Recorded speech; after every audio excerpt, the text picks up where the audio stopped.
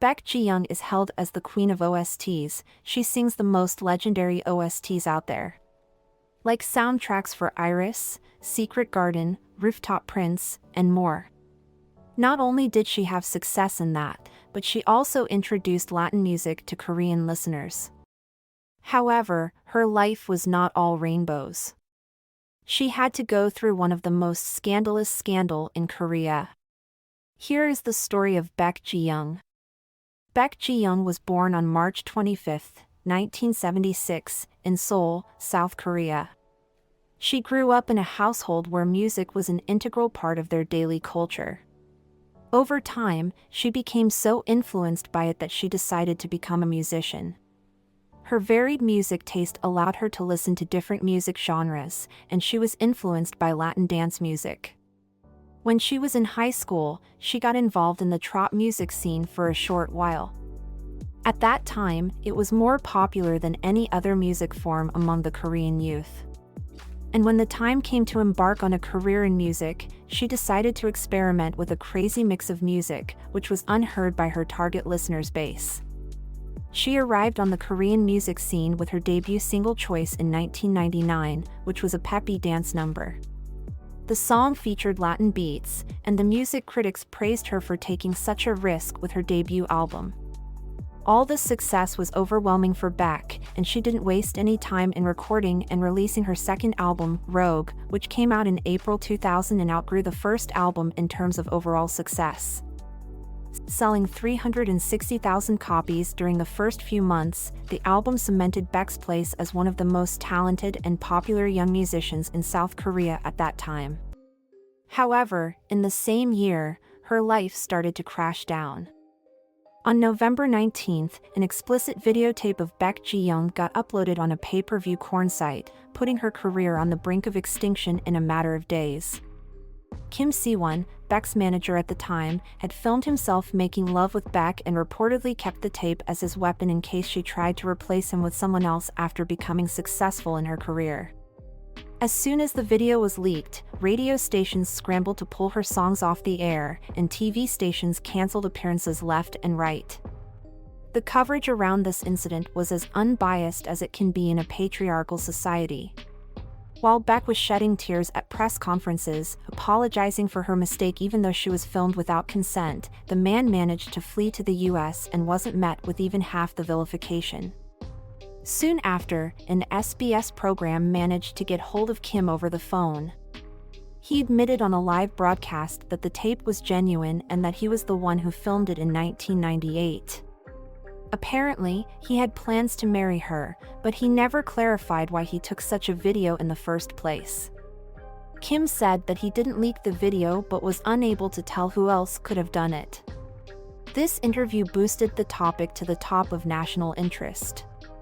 The S-tape became largely sought after.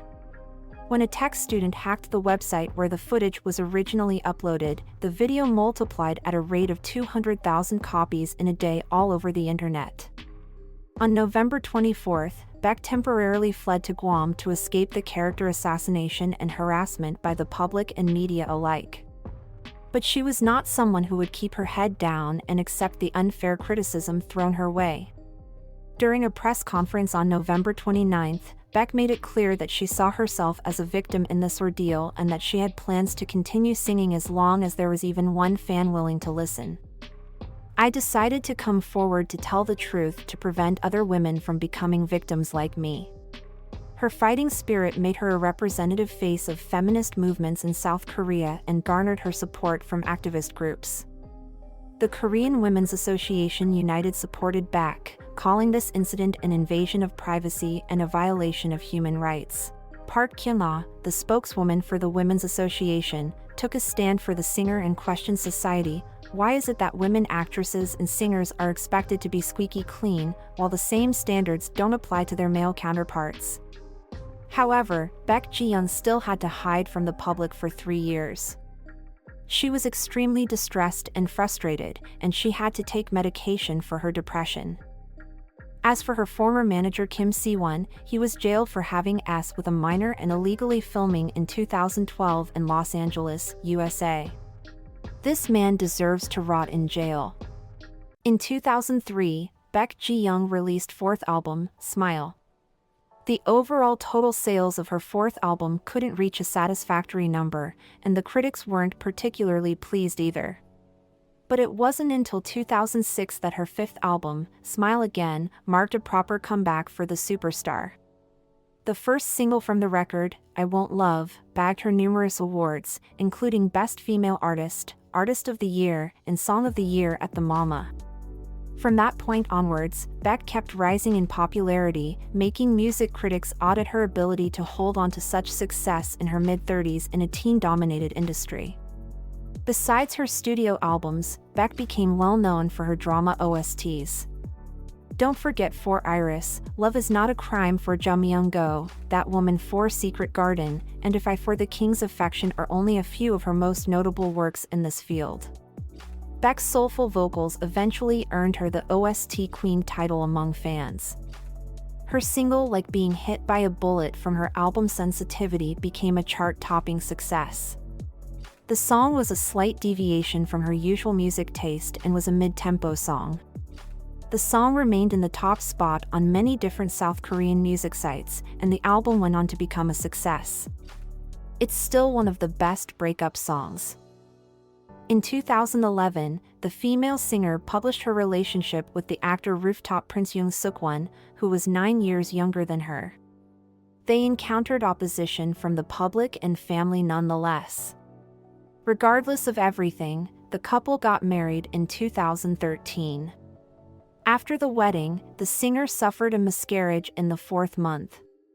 Yoon Suk-won was always by his wife's side, and he even cancelled all schedules to take better care of her. In 2017, they welcomed a baby girl. The thought that Baek Ji-young's life would only be filled with joy and happiness from then on led to another incident. In 2018, right at Incheon Airport, Yoon Suk-won was arrested for using methamphetamine in Australia and received a 10-month suspended prison sentence and 2 years of probation. Yoon Suk-won's acting career ended after the drug scandal. After her husband was arrested, Baek Ji-young didn't even dare to cancel the show because of financial problems. She also apologized to the public on behalf of her husband and helped him through a difficult time.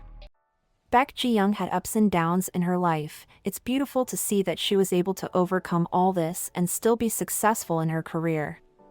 She is still very active in the entertainment business, and hopefully she will be for a long time. She always blesses us with the best OSTs. Thank you for watching and see you next time.